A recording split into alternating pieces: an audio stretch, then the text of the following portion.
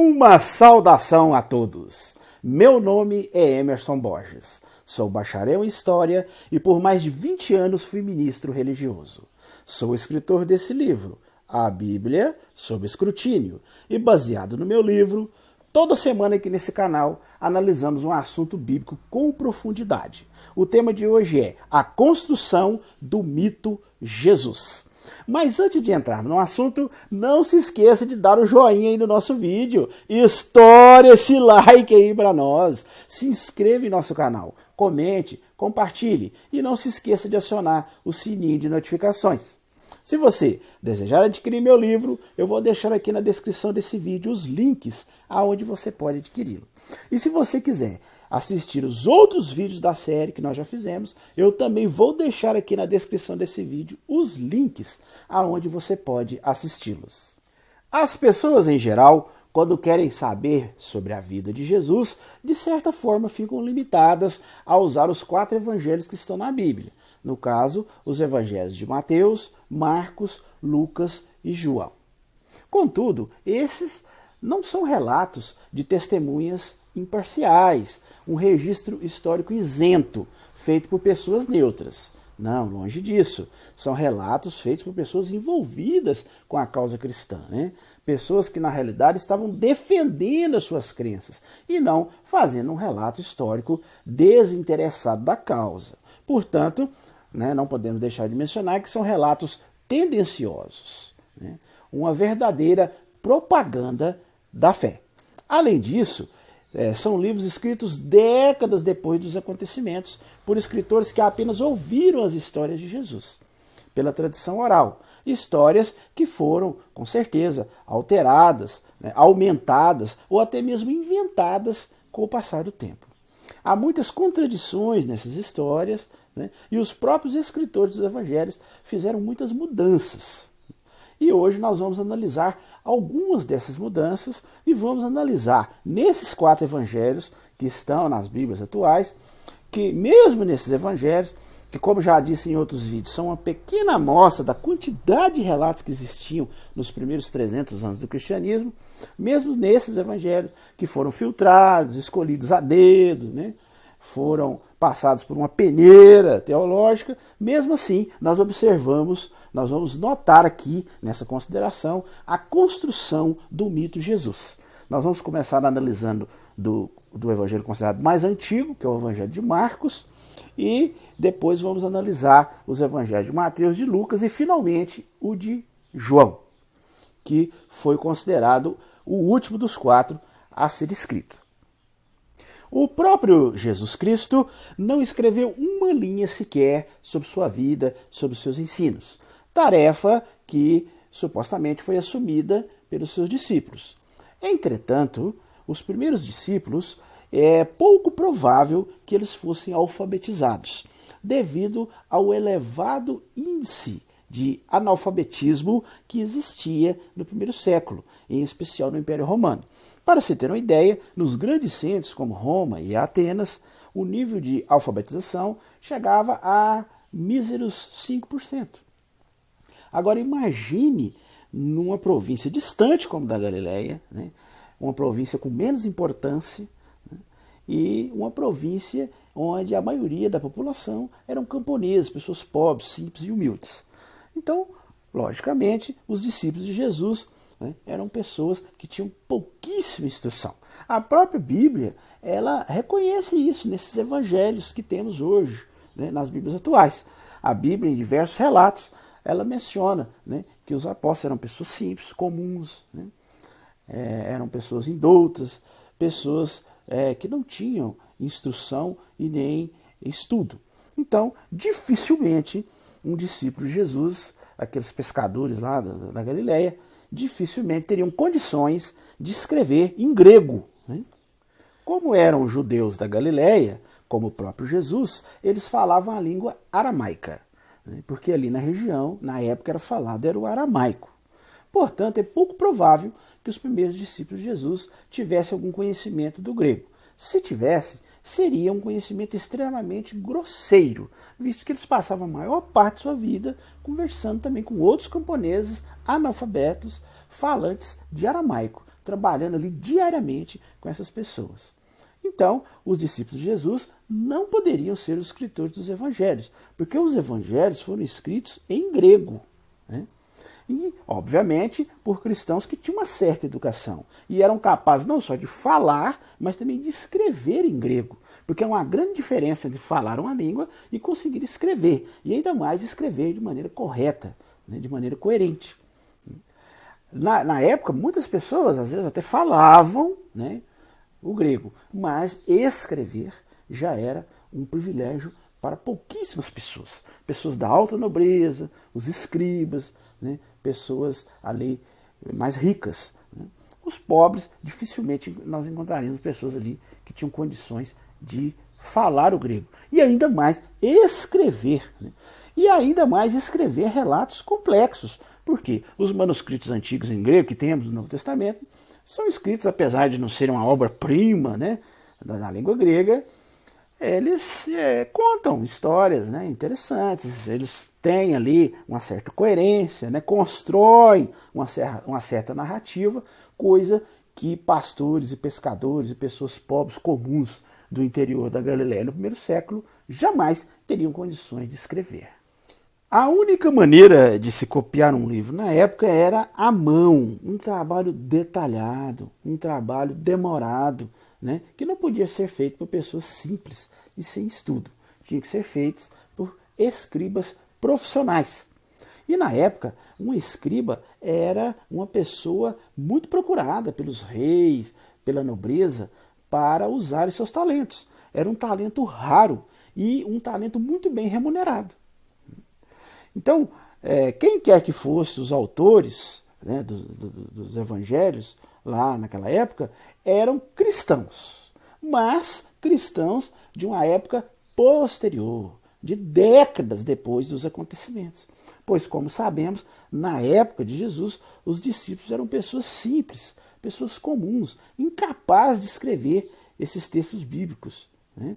A própria Bíblia deixa claro, por exemplo, em Mateus 4,18, Lucas 5, 4 a 7, se você quiser, inclusive, conferir na sua própria Bíblia, o próprio relato dos evangelhos que estão em nossas Bíblias atuais, deixam claro que os seguidores de Jesus eram pessoas rústicas e simples, né? Camponeses da classe baixa da Galiléia rural. Então, com certeza, eram pessoas pouco instruídas. Inclusive, dois deles, Pedro e João, são chamados claramente em Atos 4,13, você pode conferir isso na sua Bíblia, chamados de pessoas sem instrução. O relato diz assim: ora, quando observaram a franqueza de Pedro e João e perceberam que eles eram homens indoutos e comuns, ficaram admirados. Quer dizer, essa palavra indoutos, né, e comuns, né, revela justamente que eles eram pessoas sem instrução, né, pessoas analfabetas, né, não teriam condições nenhuma de escrever, ainda mais em grego. O próprio apóstolo Paulo, em 1 Coríntios 1, 27, indicou que a congregação que estava lá em Corinto era formada em sua maioria por pessoas sem estudo, consideradas tolas e fracas pelos padrões, né, da época, os padrões humanos. Pode observar aí, está em 1 Coríntios 1, 27. Então, o máximo que esses primeiros discípulos de Jesus podiam fazer era passar de maneira oral algumas coisas que possivelmente podem ter visto Jesus dizer ou fazer. Mas como diz o ditado, né, a cada ponto aumenta um conto, né? Então essa transmissão oral que foi feita, né, através dos tempos, através de décadas, com certeza foi aumentando e acrescentando novos pormenores aos acontecimentos, dando aí contornos épicos e lendários, né, a essa história. Imagina uma transmissão oral de 40 anos. Né? Então, as testemunhas oculares, aqueles que possivelmente podem ter visto alguma coisa, já estavam todas mortas. Né? Então, o que circulava ali entre as comunidades cristãs da época era um registro possivelmente muito distorcido, né? E um registro lendário e épico dos acontecimentos que realmente tinham ocorrido lá há décadas atrás. Né? Os primeiros escritos cristãos foram as cartas de Paulo. Elas foram escritas muito antes de qualquer registro biográfico sobre Jesus. Aparentemente, o suposto apóstolo Paulo era um homem mais instruído, porque segundo o relato bíblico, em Atos 22, 3, ali diz que ele era, né, instruído no rigor da lei. Ele era um fariseu instruído no rigor da lei e instruído por um instrutor muito famoso da época chamado Gamaliel. E a existência desse Gamaliel, como um respeitado e influente Rabã, que é um título superior a rabino, né, é confirmado pela Mixena, que diz a seu respeito, né, no Sotá 9,15, lá diz assim, ó, quando Rabã Gamaliel, o velho, faleceu, cessou a glória da Torá e pereceram a pureza e a santidade. Então a gente vê que realmente existiu, né, esse líder judeu chamado Gamaliel, e segundo o relato bíblico, possivelmente foi ele que instruiu o apóstolo Paulo.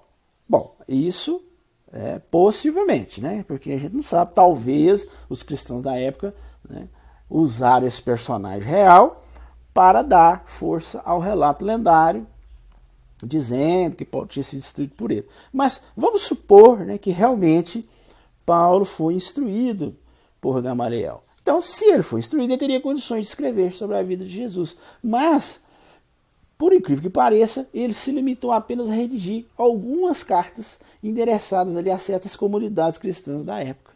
Ele não escreve nada sobre um registro biográfico de Jesus. E nem mesmo cita nenhum registro biográfico em suas cartas, provando que na época não existia registros biográficos da vida de Jesus. Porque se existisse, provavelmente Paulo citaria em suas cartas, e citaria muitas vezes, né? Então, é interessante também notarmos que Paulo, ele nunca conheceu pessoalmente Jesus. Segundo a lenda bíblica, a conversão de Paulo ocorreu, se você olhar em Atos 9, 3 a 18, anos depois da morte de Jesus, através de uma suposta visão, né, que Paulo teve. Então, assim, se formos considerar isso como uma história real, Paulo não era uma testemunha ocular dos acontecimentos que envolveram a vida de Jesus.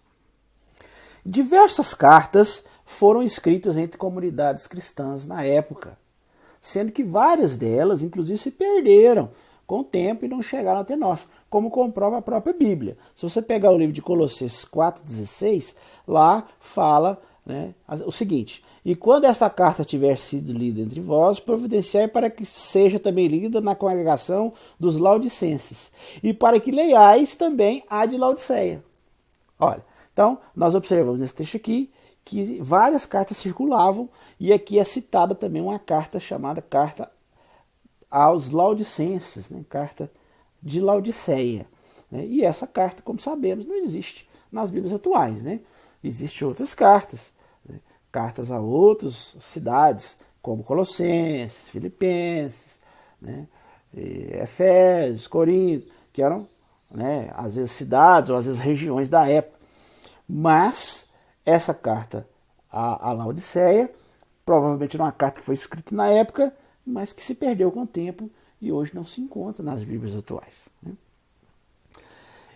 Inclusive, muitos religiosos falam, mas a gente pode ter certeza que as principais, né, estão aí, foram preservadas, que essas cartas não tinham nada de interessante, ou não iam dizer nada de novo, eram as mesmas coisas. Então, quer dizer, eles tentam, né, dar uma desculpa aí, falar que isso aí não é importante, que tal. Mas veja bem, né? Se aqui fala de uma carta que se perdeu, provavelmente muitas outras se perderam. Né? E eu pergunto a vocês, né? Quem garante o que estaria escrito nessas cartas? Talvez nessas cartas podem ter sido escritas coisas totalmente diferentes, coisas que talvez iam abrir nosso campo de visão sobre o conceito da época daquelas comunidades. Né? Mas, como eu já disse até em vídeos anteriores, grande parte dos escritos dos cristãos do primeiro século, do primeiro, segundo, terceiro século, dos primeiros 300 anos, né, dos cristãos, se perderam. Né? Então a gente tem assim sempre uma pequena amostra, né? É só a ponta do iceberg, e uma pequena amostra que foi, né, meticulosamente escolhido, selecionado, filtrado, purificado, modificado. Né? Então realmente isso deixa muito nublado a visão, né, da época. Nós que somos historiadores, a cada dia que a arqueologia descobre, né, um novo manuscrito, de um evangelho perdido, de uma carta como essa, que pode surgir uma hora ou outra, isso para nós é motivo de muita alegria, né? Porque isso vai nos dar mais matéria para analisarmos e abrir nosso campo de visão, né, das ideias da época, né? Mas a questão é que as que sobreviveram e que fazem parte da Bíblia, hoje, elas se concentram na construção da conduta e normas de relacionamento entre os cristãos, né? Como também alguns dogmas, algumas crenças ali que foram supostamente baseados nos ensinos de Jesus. Mas um relato biográfico contando a história de Jesus só começou a surgir uns 40 anos depois da sua morte, né? Provavelmente alguma comunidade cristã ali sentiu a necessidade de colocar por escrito as lendas, os mitos que foram sendo passados oralmente durante mais de 40 anos, e com certeza, né, foi se acrescentado muita coisa, né, foi dando ali um contorno épico, mitológico, e aí eles pegaram esses relatos já bem aumentados e começaram a tentar colocar por escrito.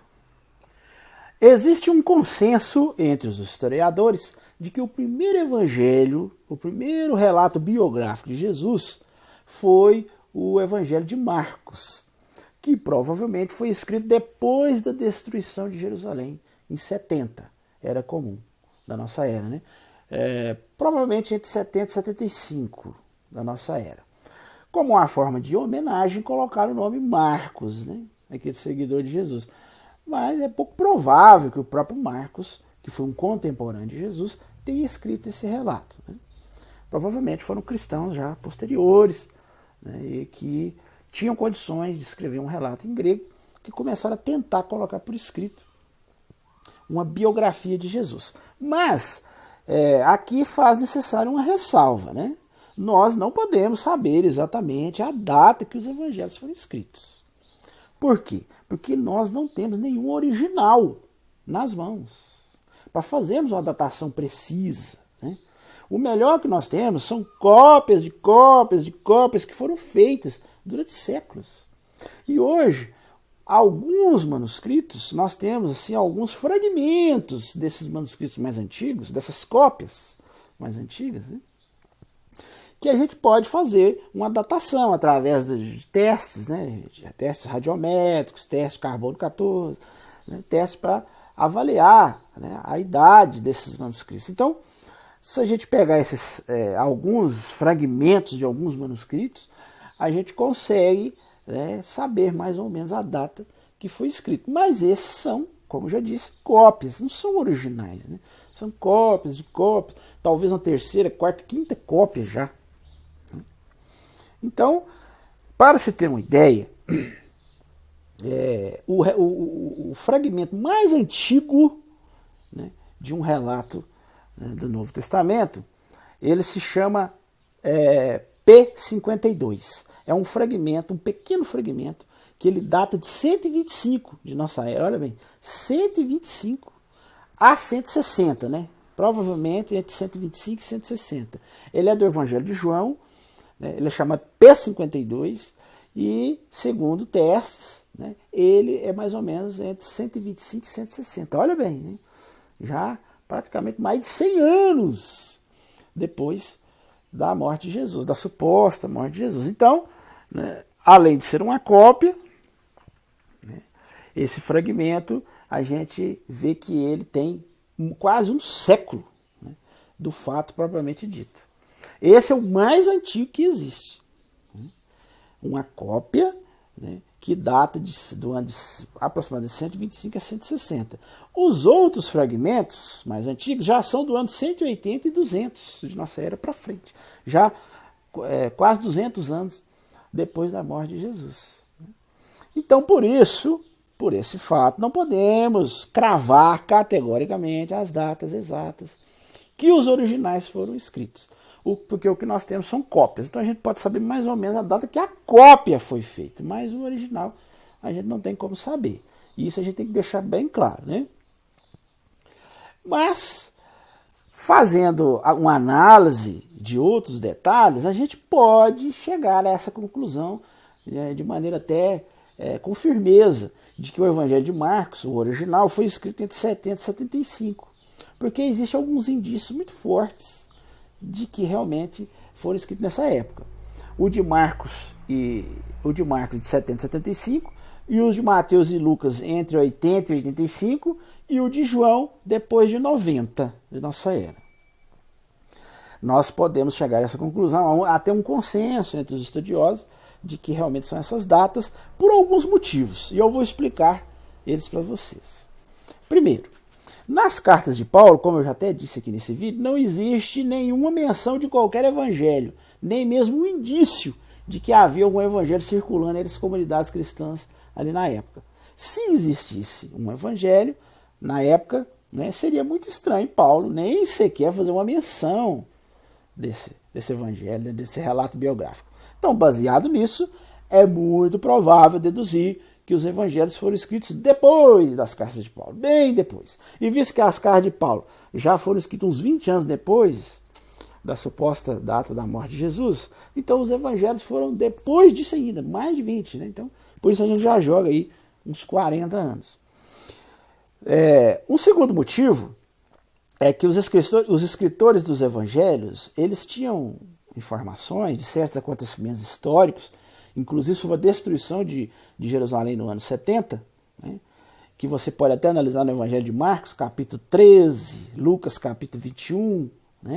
Então eles têm ali certas informações desse acontecimento. Então isso é uma forte prova de que foi escrito depois, que se eles tinham certas informações da destruição de Jerusalém, quer dizer que essa destruição já tinha ocorrido. Se ela ocorreu em 70, então provavelmente esse registro foi escrito depois da destruição de Jerusalém.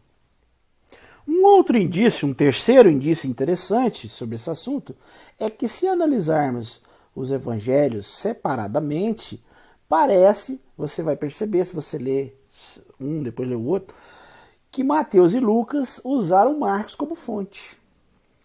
Porque a esmagadora maioria do conteúdo do Evangelho de Marcos se encontra em Mateus e Lucas. Inclusive alguns aumentados. Então Marcos é um evangelho menor, é um evangelho mais direto, enquanto Lucas e Mateus se alongam mais, naqueles mesmos relatos, incluem outros relatos. Então, até mesmo do ponto de vista teológico sobre Jesus, no Evangelho de Marcos, a visão teológica sobre Jesus é mais simples. Já em Mateus e Lucas, Jesus vai ganhando contornos mais épicos. Então, se Marcos foi escrito em 70, obviamente Lucas e Mateus foram escritos depois.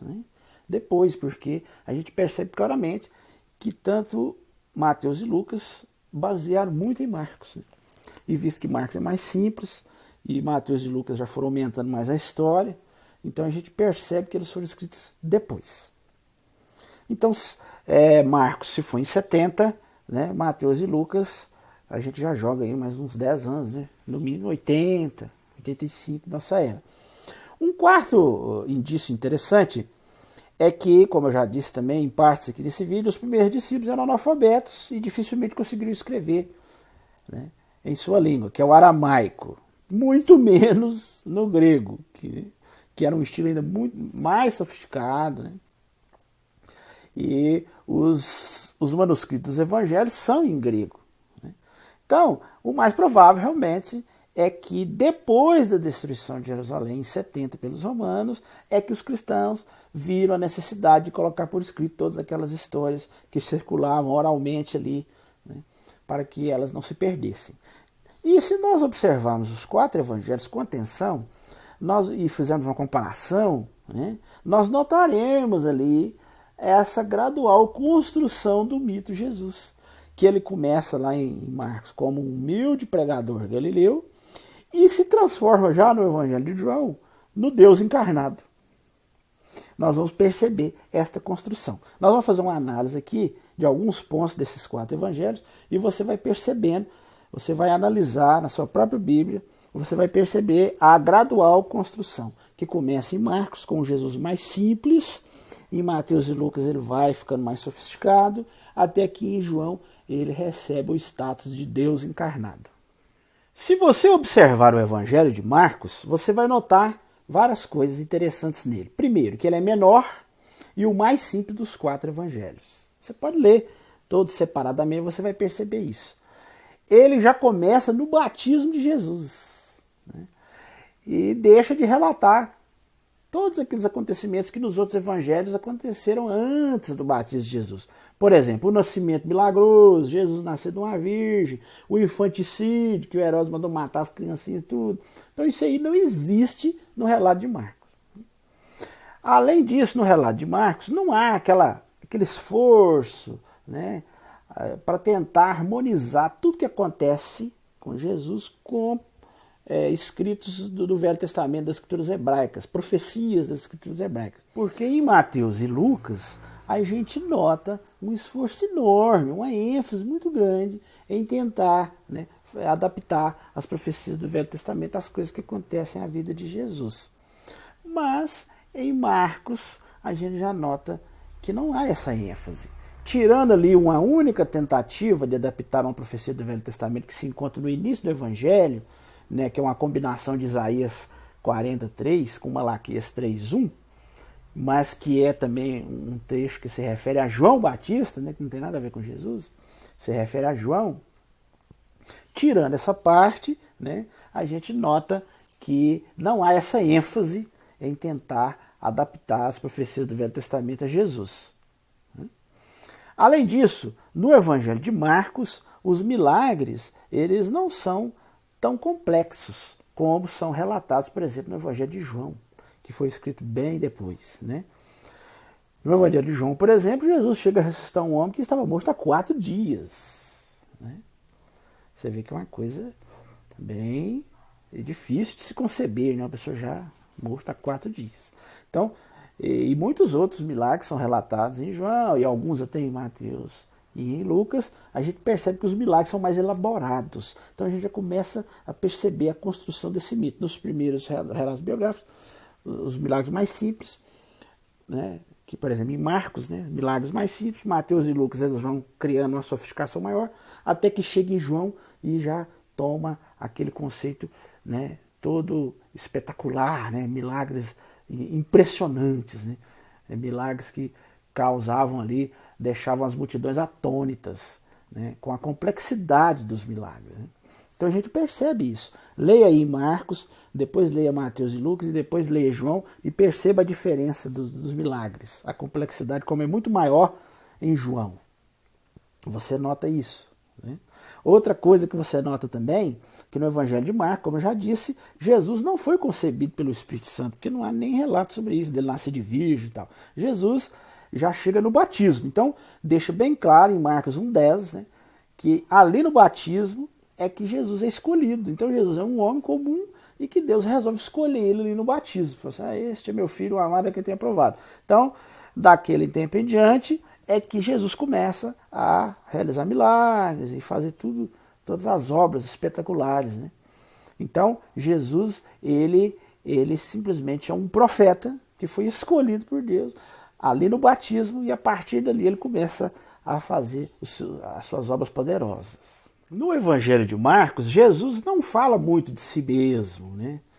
Você percebe da narrativa que ele fala principalmente sobre Deus, sobre o reino que estava se aproximando, sobre a necessidade das pessoas de se preparar para esse acontecimento, né? Quando ele se refere a si mesmo como filho do homem, ele sempre faz isso de forma oblíqua, quer dizer, ele nunca diz diretamente, né? Eu sou o filho do homem. Ele sempre fala assim, o filho do homem, não sei o quê, o filho do homem. Ele nunca fala, eu sou o filho do homem, né? E ele só afirma ser o Messias, que é o governante ungido do futuro reino, quando ele está sob juramento pelo sumo sacerdote, em Marcos 14, 61 e 62. Embora no Evangelho de Marcos Jesus seja reconhecido como Filho de Deus, como em Marcos 1:11, 9:7 e 15:39, esse não é o seu título preferido do Evangelho de Marcos, né? E ele só o reconhece com relutância. Se você olhar lá em Marcos 14, 62, ele fica relutante, sabe? Ele nunca se refere a si mesmo como um ser divino que existia anteriormente e que era igual a Deus, né? Não, longe disso. Para o escritor do Evangelho de Marcos, ele não é Deus, né? Ele não alega isso, né? Então, é muito diferente, por exemplo, do Evangelho de João, que já fala claramente, né, que Jesus é o próprio Deus encarnado, né? Além disso, no Evangelho de Marcos, Jesus é condenado, escarnecido, agredido, ridicularizado por todos, mas fica em silêncio até o fim, como se ele estivesse assim, em choque, né? Não fala nada, ele está meio, parece, né, apavorado, perdido naqueles acontecimentos ali, né? E quando ele fala, ele solta aquele grito infeliz, né? Fazendo uma referência ao Salmo 22, que é o lamento de um judeu sofredor, né? Que está lá escrito no Salmo. Aí ele, quando fala uma coisa, é um grito infeliz, né? Repercutindo o Salmo 22, ele fala, Deus meu, por que me abandonaste? Então, a gente percebe que Jesus está ali num desespero, numa angústia, né? Mergulhado ali, né? Naquele sentimento de esquecimento da parte de Deus, né? Numa agonia, sem saber direito, né? Por que ele tem que morrer. Então, ele, diante de toda essa situação, ele ali, a única coisa que ele fala no final é isso, né? Passa todo o sofrimento calado e no final ele fala essa frase triste, né? Deus meu, por que me abandonaste? Já no Evangelho de Mateus e Lucas, nós já percebemos uma evolução nessa construção do mito Jesus. Apesar de Mateus e Lucas terem se baseado no Evangelho de Marcos, nós notamos vários acréscimos e já percebemos um Jesus diferente. Por exemplo, no Evangelho de Mateus e Lucas, Jesus já é uma pessoa mais serena, mais tranquila, né? Uma pessoa que está totalmente no comando da situação, né? Diferente de Marcos, é um Jesus mais irritado, né? Um Jesus mais irado, né? Facinho, perde a paciência. Já em Mateus e Marcos não, ele já é mais tranquilo, né?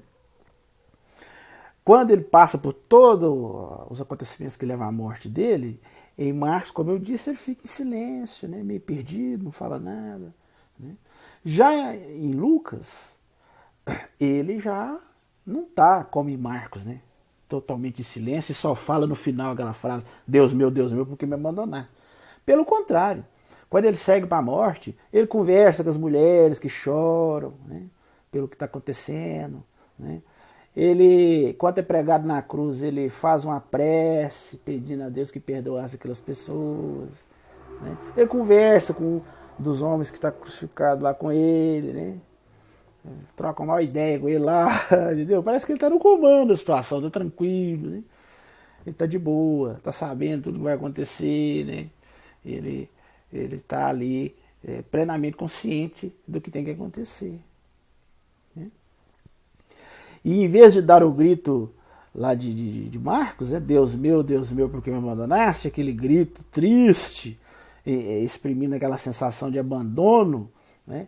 E já em Lucas não, já em Lucas ele fala, Pai, em tuas mãos entrego meu espírito. São as últimas palavras de Jesus, quer dizer, mostrando que ele está totalmente ciente, né, de que aquilo era realmente necessário acontecer, né? Diferente de Marcos, em Mateus e Lucas, Jesus é concebido por uma intervenção direta do Espírito Santo, né? Ali ele é realmente o Filho de Deus desde a concepção, né? Nascendo de uma virgem. Então você vê que já há uma evolução, né? Lá em Marcos não, lá no Marcos é no batismo que Deus escolhe ele para ser profeta dele, para falar, para pregar. Já em Mateus e Lucas, né? Não, já é desde o nascimento, né? Nasceu de uma virgem, é o Filho de Deus, né? Desde que ele foi concebido. Observamos nessa análise também que no Evangelho de Mateus e Lucas, eles usam muito o Evangelho de Marcos como base, mas eles realmente dão um contorno bem maior, né? Eles dão um contorno épico, né? Bem maior a Jesus. Se nós analisarmos alguns relatos que estão em Marcos e que Mateus e Lucas também contam, né? Eles pegam Marcos como base, nós vamos ver que o relato ele é aumentado, né, e muito. Por exemplo, eu vou dar aqui 2 exemplos, né, de como a história original contada em Marcos foi recontada de forma exagerada em Mateus e em Lucas. Por exemplo, abra sua Bíblia em Marcos 5, 1 a 3. ali relata que no país dos Gedarenos, Jesus cura um homem possuído. Pode olhar aí, Marcos. Marcos 5, 1 a 3. Ele cura um homem que estava possuído. Já em Mateus 8, 28, conta essa mesma história, né? Repete o episódio, mas afirma que ele curou 2 homens. Ó, já aumentou, tá vendo? A cada conto aumenta um ponto, né? Em Marcos 10, 46 e 47, relata, pode observar aí, leia na sua Bíblia, Marcos 10, 46 a 47, relata em Jericó que Jesus cura ali um cego. Entretanto, em Mateus 29 a 31, repete esse mesmo episódio, mas afirma que foram 2 cegos. Né? Então a gente já percebe aí, né, que, visto que Marcos foi escrito primeiro, né, e visto que Mateus e Lucas usaram Marcos como fonte, ao contar a história novamente, já foi ganhando contornos épicos, já foi aumentando a história, né, para dar assim, né, mais aquela aparência, né, de uma coisa mais grandiosa, né? Então, nos próprios evangelhos que temos aí, né, nas nossas Bíblias, nós percebemos, né, essa construção do mito Jesus, né? Como eu já disse, né, no Evangelho de Marcos, Jesus não nasce de virgem, né? Ele foi escolhido no batismo, é um homem comum que foi escolhido por Deus e fez algumas obras poderosas ali. Já no Evangelho de Mateus e Lucas, não. Aí ele já nasce, né, através do Espírito Santo, de uma virgem, de uma forma milagrosa, né? Os milagres eles já são maiores, né? Eles já fazem um esforço enorme para fazer com que as profecias do Velho Testamento se cumpram em Jesus, coisa que em Marcos a gente não vê, né? Como eu já disse também, nos acontecimentos da morte, Jesus está ali, não fala nada, fica perplexo, né, meio sem saber o que está acontecendo. Já em Mateus e Lucas ele está tranquilo, conversa com todo mundo, troca ideia, né? Então a gente já vai percebendo essa construção, né, que já vai sendo feita, né, do Evangelho de Marcos, né, de um simples homem comum que foi escolhido para ser profeta e fez obras poderosas em nome de Deus. Para Mateus e Marcos já é o próprio Filho de Deus desde que foi concebido, né, através até de um milagre, né, através de uma virgem. Os milagres são maiores, mais espetaculares. Então, tudo isso aí, né, nos mostra, a gente vai percebendo essa construção do mito Jesus. Agora, o Evangelho de João, que é o último, né, dos 4 a ser escrito, provavelmente por volta do ano 90, né, você já vê que já passaram-se décadas, né, do Evangelho de Marcos, né, da data que o Evangelho de Marcos foi escrito, que provavelmente o Evangelho de Marcos foi escrito depois do ano de 70, entre 70 e 75. Mateus e Lucas, 80 e 85. João já é lá para 95, 90, 95, talvez até 100 de nossa era. Então, ali a gente já percebe uma mudança maior ainda. O Evangelho de João, que provavelmente foi escrito uns 70, 80 anos após a morte de Jesus, ele primeiro não se preocupa com genealogias, igual nos outros evangelhos. Não diz que Jesus era o Filho de Deus ou que foi concebido pelo Espírito Santo. Não há referência nenhuma sobre isso, de nascimento de Jesus em Belém, menção da mãe dele ser virgem, das tentações no deserto, não fala nada, não prega sobre a vinda do reino, não fala nada sobre isso, ele não conta uma parábola ou expulsa um demônio, não há registro de transfiguração, nem da ceia do Senhor, né? Jesus não passa por uma espécie de julgamento oficial perante o conselho judaico, não existe uma tentativa de encaixá-lo nas profecias do Velho Testamento, como fizeram Marcos e Lucas, né? O último evangelho é totalmente diferente e ele vai muito além, né? João apresenta Jesus, um Jesus místico, né? Um sobre-humano, a própria encarnação de Deus na Terra, a origem dele remontando à origem do universo. Se você olhar as primeiras palavras do Evangelho de João, você nota isso, né? No princípio era o Verbo, e o Verbo estava com Deus, e o Verbo era Deus. Ele se fez carne e residiu entre nós, vimos a sua glória. Olha para você ver a mudança, né? Os milagres tomaram proporções nunca antes vistas, né? Jesus ressuscita Lázaro que estava morto há 4 dias. Né? Jesus não prega sobre um futuro reino, a ênfase dele em sua própria identidade, né? Porque ele sempre fica falando, né? Eu sou, né? Eu sou isso, eu sou aquilo, né? Eu sou aquele que pode garantir a vida. Eu sou o pão da vida. João 6,35. Eu sou aquele que traz esclarecimento. Eu sou a luz do mundo, né? João 9,5. É o único caminho, né? Eu sou o caminho, a verdade e a vida. João 14,6. É o único meio de salvação, né? Que ele fala, quem crê no Filho tem vida eterna, João 3,16. Ele é igual a Deus, né? Pois ele diz em João 10,30, né? Que eu e o Pai somos um. E os judeus entenderam muito bem, né, o que ele estava dizendo, porque imediatamente cataram as pedras para querer tacar nele, falando que era blasfêmia. Né? Ele chega até a tomar para si o nome de Deus, né, o nome que Deus usa, a expressão que Deus usa nas escrituras hebraicas, né, que é eu sou, em João 8,58. E ele ali não é simplesmente uma alegação de que ele era mais antigo que Abraão, que era considerado o pai dos judeus, não, mais do que isso. Ele faz uma referência a Êxodo 3,14, quando Moisés pergunta qual é o nome de Deus, aí Deus responde, eu sou.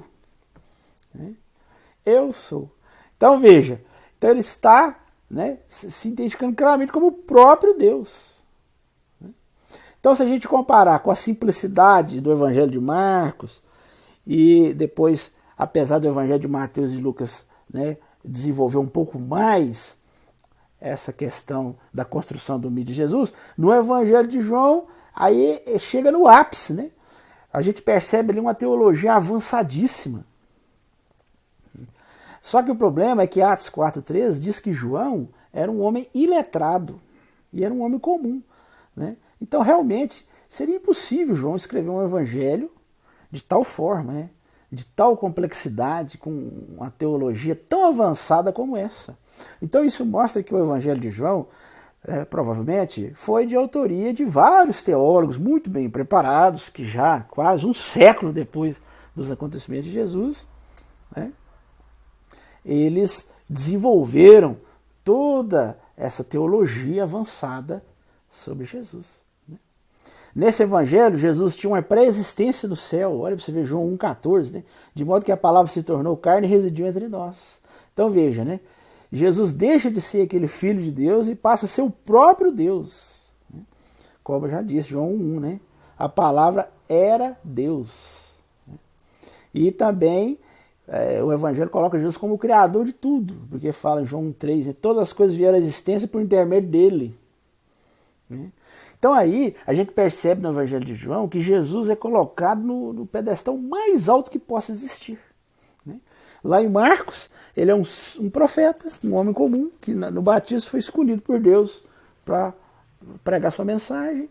Deus deu a ele um poder para ele fazer certas obras poderosas. E apenas isso, né? E morre ali. Né? E ele... um Jesus mais irritado, mais humano, né? Quando ele vai ser morto, fica calado, não fala nada, né? Só no final que solta o grito desesperado, né? Deus meu, por que me abandonaste? Né? Já em Mateus e Lucas, ele já vai atingindo assim, uma teologia um pouco mais refinada, né? Que ele já é concebido pelo Espírito Santo, já tem um nascimento milagroso, já é o próprio Filho de Deus desde a concepção, né? Os milagres já vão ganhando contornos maiores, mas é em João que a gente vê o ápice, né? Onde ele é colocado como o próprio Deus encarnado. Então, nessa simples leitura, né, dos evangelhos, a gente consegue perceber essa construção do mito Jesus. Portanto, diante desse estudo que nós fizemos aqui, né, a conclusão que nós chegamos é que, conforme os evangelhos mostram aí, nós analisamos, à medida que o tempo passou e o cristianismo foi prosperando, obviamente o status de Jesus foi acompanhando esse progresso, né? Então, à medida que o tempo foi passando, as pessoas foram dando um contorno mais épico, mais lendário às histórias de Jesus, e aí o status dele foi aumentando, foi crescendo, foi acompanhando. E os registros vão acompanhando justamente a construção desse mito, né? Conforme já disse, em Marcos ele era apenas um homem profeta, né? Passa um tempo, ele já em Mateus e Lucas já é o Filho de Deus concebido pelo Espírito Santo, e finalmente em João ele é o próprio Deus, né? Mas como existia já o Deus Pai, aí eles criaram a doutrina da Trindade.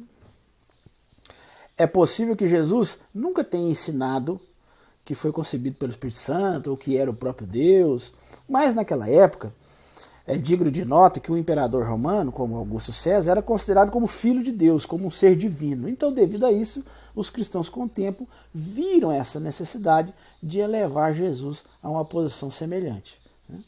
Então a gente percebe nessa simples leitura dos evangelhos que hoje existem a progressiva construção do mito Jesus, que foi ganhando forma através dos tempos. De um humilde pregador galileu que atraiu alguns discípulos por meio do seu carisma, seu discurso envolvente, que realizou algumas aparentes curas e pseudos milagres, divulgando uma mensagem apocalíptica de salvação, ele se transformou através dos tempos no próprio Deus encarnado. Bem, esse era o assunto que iríamos analisar hoje. Se você gostou, vou relembrar, não esqueça de dar o like aí no nosso vídeo, estoura esse vídeo de joinhas aí, porque através desse seu joinha é que o vídeo ele vai ter, né, uma maior visibilidade, as pessoas vão ter mais acesso a ele. E também não se esqueça de se inscrever em nosso canal, comente, compartilhe. E se você gostou do assunto e quiser saber mais detalhes, todos esses vídeos que nós estamos fazendo são baseados no meu livro. Inclusive, nós já fizemos mais de 20 vídeos. Eu até já comentei no início desse vídeo, deixei aqui os links na descrição. Estão aqui, se você quiser assistir os outros vídeos da série. E se você quiser aprofundar mais sobre esses assuntos, você pode adquirir o meu livro. Eu também estou deixando aqui na descrição desse vídeo os links onde você pode adquirir o meu livro. Ok? No mais, desejo uma boa semana a todos e até o nosso próximo vídeo.